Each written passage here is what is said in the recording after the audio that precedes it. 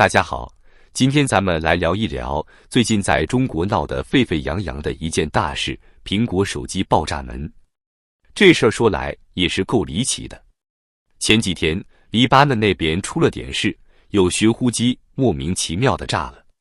结果呢，这消息传到中国，就跟长了翅膀似的，一下子变成了苹果手机会爆炸。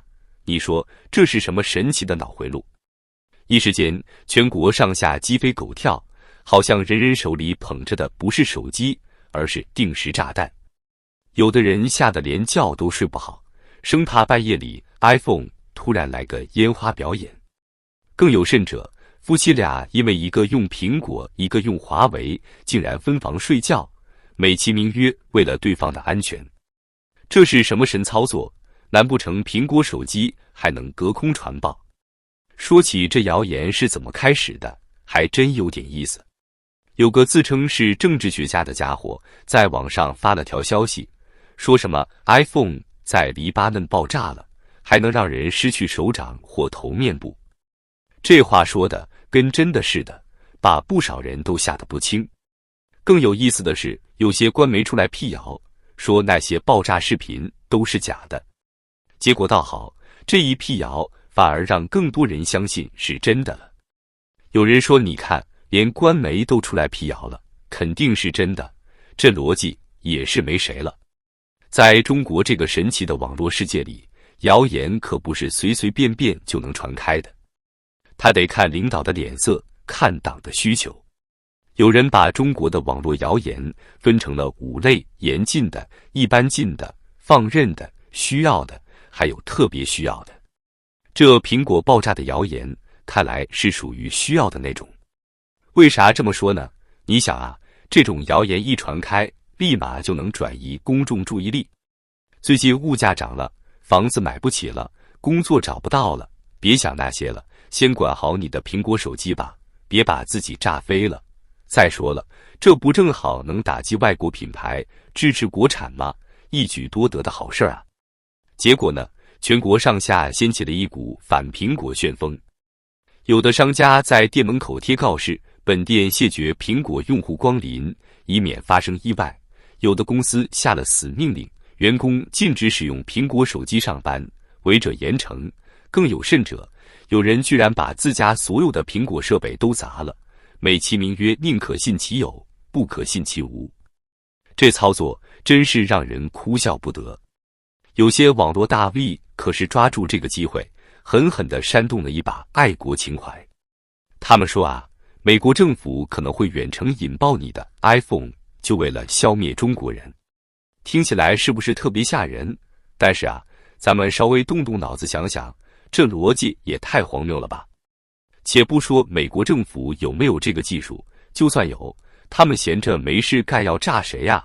炸普通老百姓图啥？要真想搞破坏，炸几个高官不是更有效果？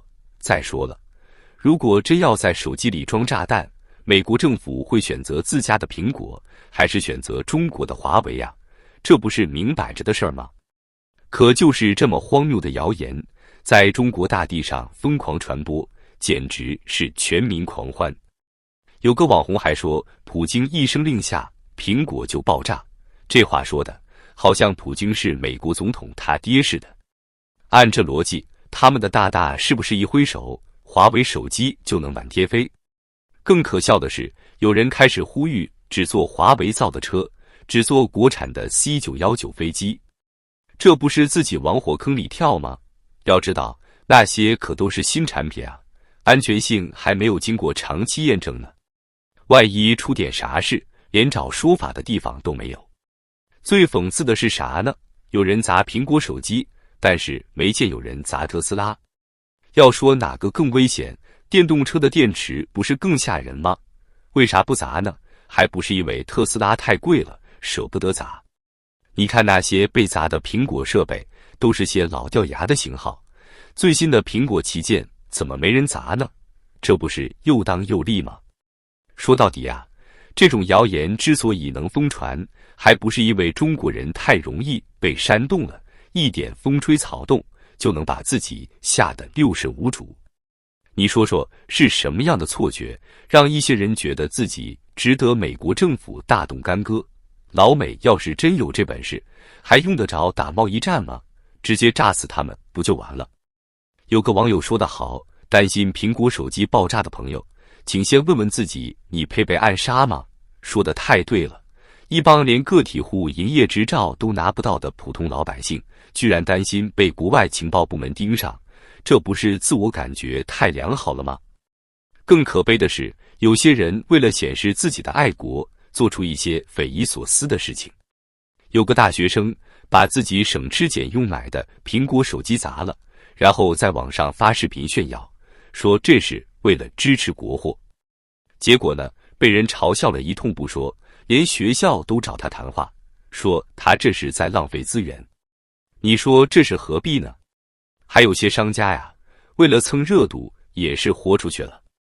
有家奶茶店居然打出广告，只要你当场砸碎苹果手机，就可以免费喝奶茶1年。结果倒好，真有人信以为真，拿着砖头就往店里冲。最后闹得警察都来了，这奶茶店老板差点没哭出来。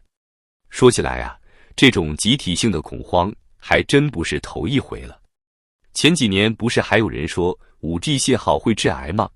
结果呢，现在全国到处都是 5G 基站，也没见谁长出第3只眼睛来。再往前数，非典那会儿不还有人说大蒜能预防 SARS 吗？结果呢，超市里的大蒜被抢购一空，最后只能喂猪。你看啊，这种谣言每次一出来，受伤的都是中国老百姓自己。那些造谣传谣的人呢，屁事没有，他们该用苹果还用苹果，该做特斯拉还做特斯拉。倒霉的是那些真信了的人，白白浪费钱不说，还成了别人眼中的笑柄。更可怕的是，这种集体性的恐慌会让一些别有用心的人有机可乘。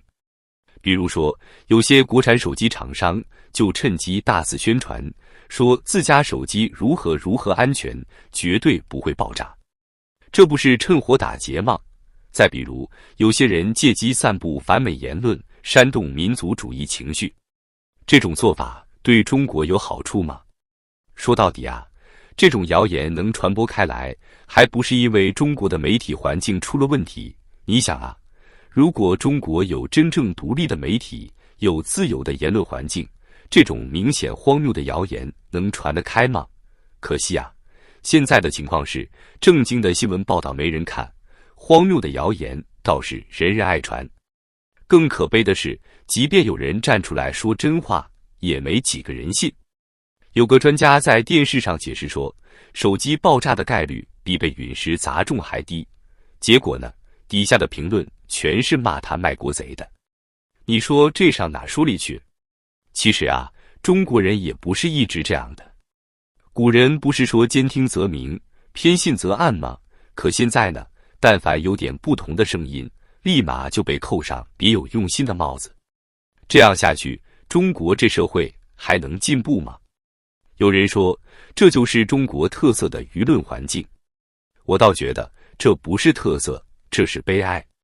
你看看那些发达国家，人家的媒体敢对政府说不，敢揭露社会的阴暗面。